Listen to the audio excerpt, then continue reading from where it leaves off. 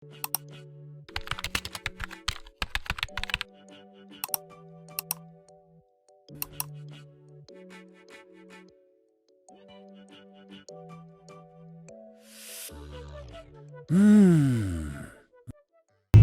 a little sugar. Na-miss mo na ba mag-computer shop? Yung makasama mga bros and sis, mangain ng mga tambay sa Mineski? In this video, we will be designing a gaming room / entertainment room. Call it whatever you want. At the end of the day, this is a true gamer's paradise. Well, at home.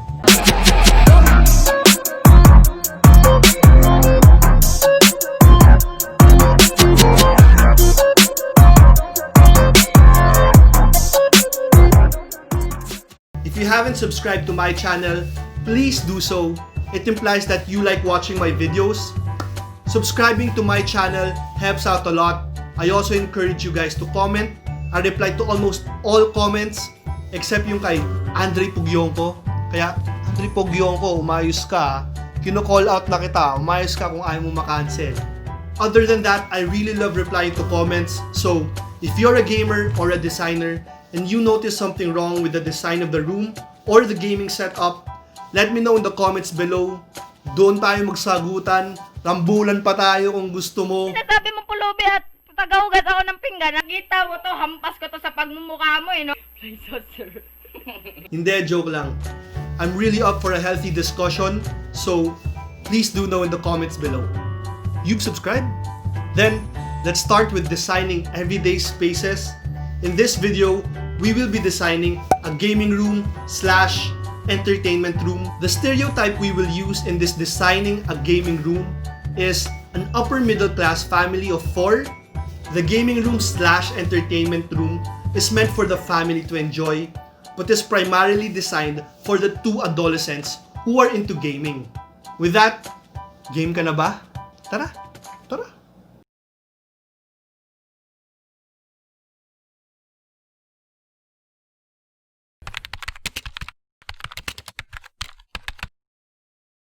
Here we have the house of the upper middle class family. We'll be converting one of the rooms on the ground floor into a gaming room / entertainment room. Let me just create a section plane so we could see the ground floor of the house. Let's make this a realistic example by converting a guest bedroom into our gaming room. Alright, so let's start by removing the furnitures like the bed, the wardrobe, and the table. This is an ideal place for a gaming room / entertainment room since it's across the living room. It also has a shared toilet and bath with a kitchen, so it's highly accessible for all people.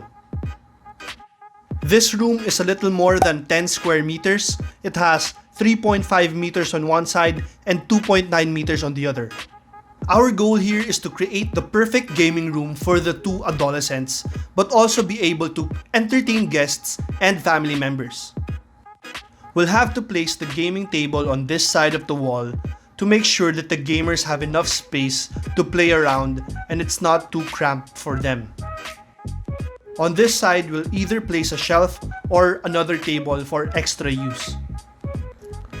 And we have no choice but to place the sofa on this side of the wall. Let's start things off by placing the gaming table since the gamers are our #1 priority in this video. Then let's add the sofa. I like this quilted sofa since I think it's timeless. It can probably fit any theme of a room. Plus, this sofa has drawers underneath so you have extra storage.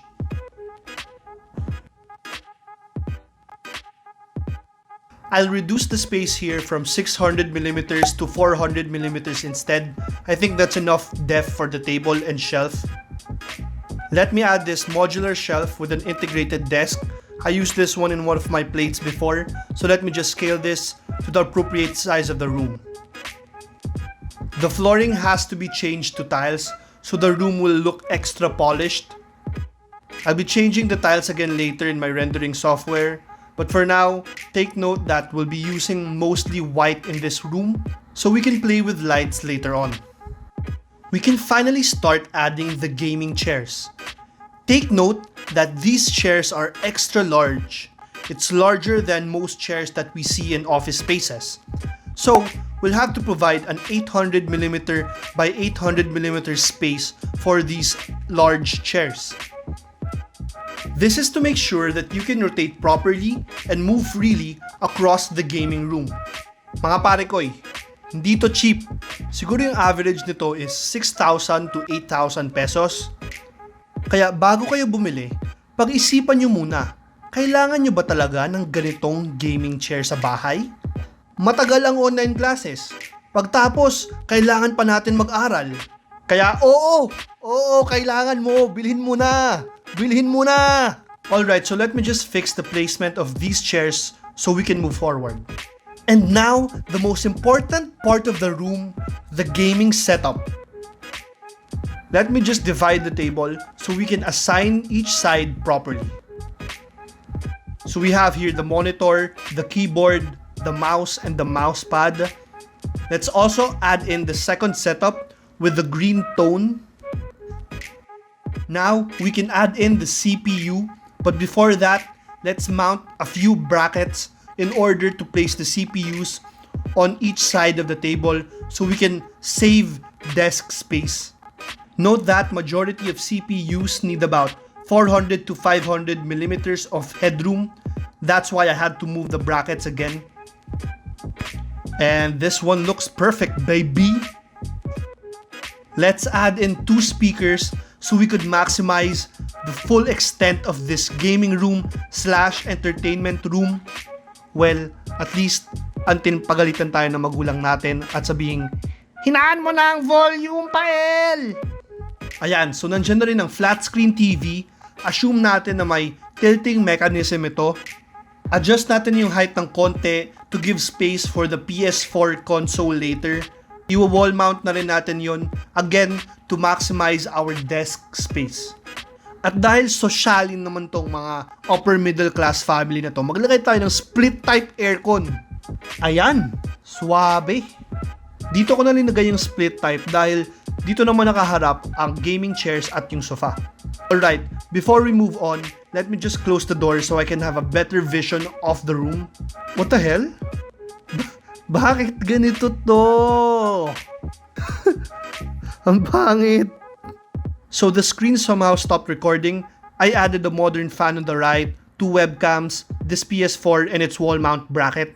Now let's add in the roller blinds. Alam naman natin tong mga gamers na to, mga night owls to eh. So now let's add in the boy toys. Toys for boys. I don't know if I like that. Adult toys. Male toys? Just call them playthings. We will not. Alright, so let's add in the playthings.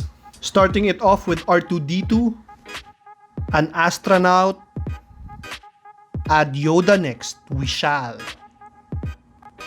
Then, a random Star Wars photo. Mag-add rin tayo ng Batman.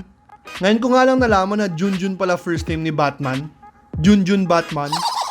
Kasi Junjun Junjun Junjun Junjun Junjun Junjun Junjun Junjun Junjun Junjun Junjun Junjun Junjun Junjun Junjun.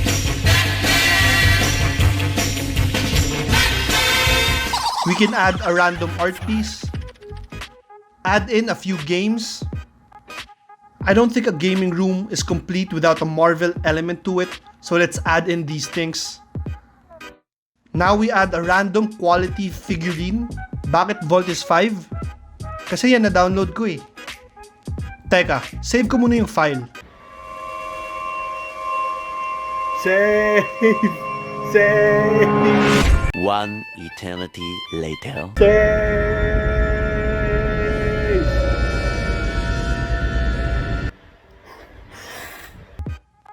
Let's add in a controller here and a game. Then, let's add this McDo. Kumpleto ba ang gaming room o ang entertainment room kung walang pagkain? One of the few elements that can make or break a room are the art pieces. You need to make sure that you get the perfect art piece that can complement the atmosphere of the room. In this case, we'll be using this hip-hop dressed half man, half lion, and panda.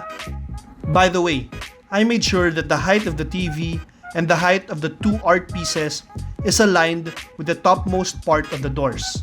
This makes the room more orderly, and again, we want this room to look polished. One of the last pieces we'll add to this gaming room is an extension outlet. Since we'll be using a lot of electronics and devices in this room, we could just ask a carpenter to cut out a piece of the desk. And finally, a pair of throw pillows. Don't worry, I'll change the materials later once I render it. Let me just point a few things out. This desk here is where the gamers are supposed to eat to keep their desks clean as much as possible. This storage underneath this is where bags could be placed. So we're almost done. Let's take one last look before we render this.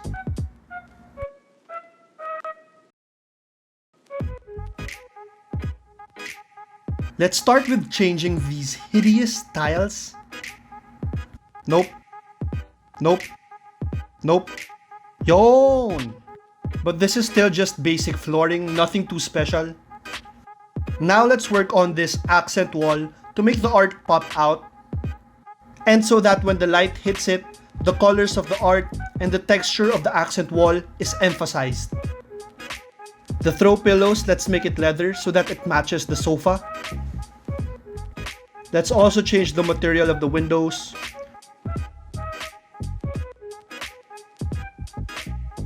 Then let's add these plants. Di naman ako plantito, so wag niyo ako sana i-judge.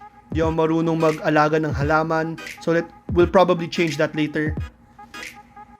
Now, to make the gaming room / entertainment room more alive, let's add in lighting, different colors of LED lights. We don't really have to add fixtures. The geometric shapes of our furniture will act as the fixtures.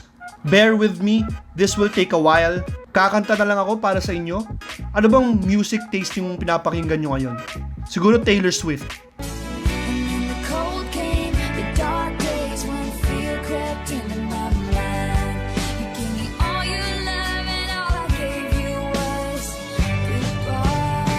Joke lang! Wala ka man ngayon sa aking piling. Nasasaktan man ang puso't damdamin.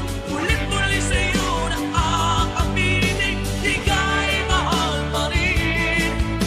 At kung sakali na muling magkita, at madapa na mayroong pang pag-asa, hindi na dapat natin pang gayahin. Hayaan natin puso ang magpasya.